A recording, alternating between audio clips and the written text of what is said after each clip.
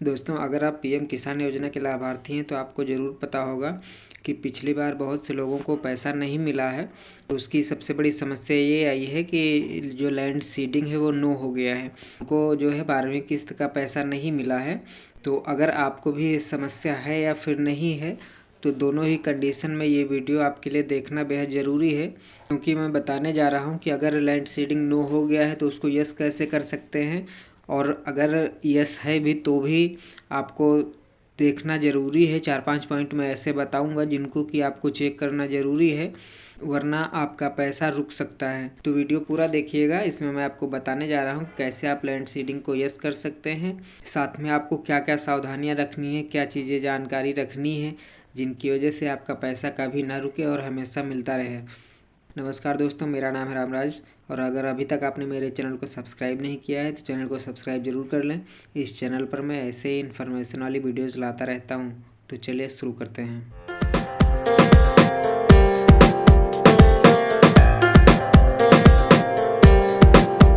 तो आपका भी अगर लैंड सीडिंग नो है या फिर किसी वजह से पैसा रुका हुआ है तो सबसे पहले आपको नीचे ऑप्शन देख सकते हैं। आप थोड़ा सा नीचे स्क्रॉल करेंगे तो यहाँ पे लिखा हुआ है बेनिफिशियरी स्टेटस, तो इस पर क्लिक कर देना है। और उसके बाद यहाँ पे मोबाइल नंबर या रजिस्ट्रेशन नंबर डाल के जो है डिटेल देखनी है सबसे पहले। तो चलिए मैं मोबाइल नंबर और कैप्चा डाल के फिर दिखाता हूँ। तो मैंने मोबाइल नंबर और कैप्चा फिल कर लिया है। अब मैं गेट डाटा पर क्लिक करता हूँ तो ये देख सकते हैं बेनिफिशियरी स्टेटस ओपन होके आ गया है। अब यहाँ पे देखिए, सबसे बड़ी प्रॉब्लम तो जो मैंने आपको बताई थी वो मैं दिखाता हूँ। ये यहाँ पे देखिए लैंड सीडिंग नो लिखा हुआ है। तो सबसे बड़ी समस्या तो इसी में आ रही है लोगों को, जिसकी वजह से लोगों का पैसा रुक रहा है।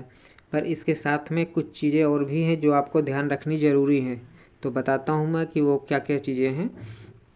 तो देखिए, सबसे पहले यहाँ पे आप देख सकते हैं लिखा हुआ है EKYC। ये यहाँ पे जो EKYC लिखा हुआ है ये यस है इसमें, और हो सकता है अगर नो है तो ये प्रॉब्लम वाली बात है। तो ये भी ध्यान रखना है आपको कि यस होना चाहिए।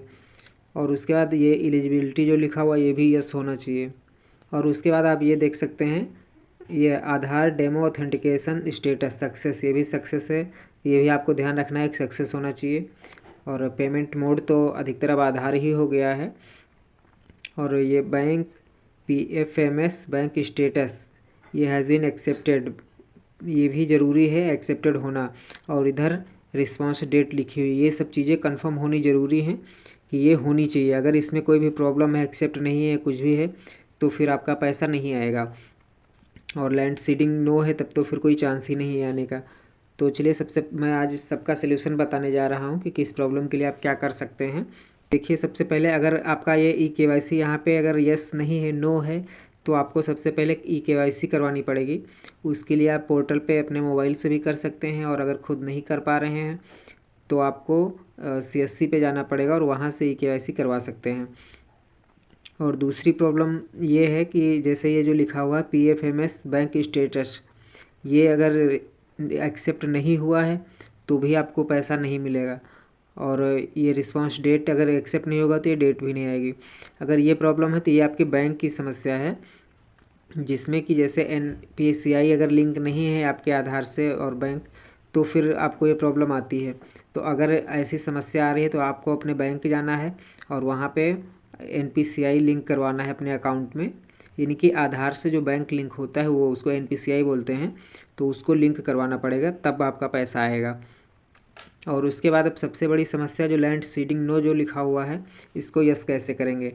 तो इसके लिए आपको इसका एक प्रिंट निकाल लेना है बेनिफिशियरी स्टेटस का, और आधार कार्ड की एक फ़ोटोकॉपी ले लेंगे और एक अपनी खतौनी की फ़ोटोकॉपी ले लेंगे।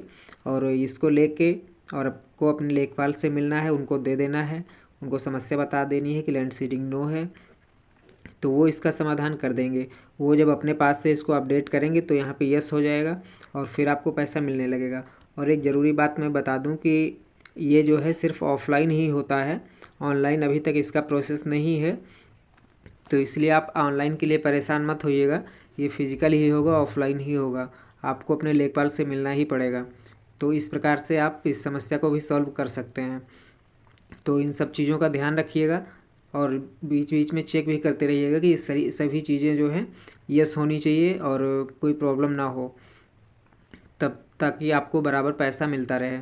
तो आशा करते हैं कि मेरे द्वारा बताई गई जानकारी आपको पसंद आई होगी। चैनल को अगर सब्सक्राइब नहीं किया है तो सब्सक्राइब ज़रूर कर लें। इस चैनल पर मैं ऐसे ही इन्फॉर्मेशन वाली वीडियो चलाता रहता हूँ।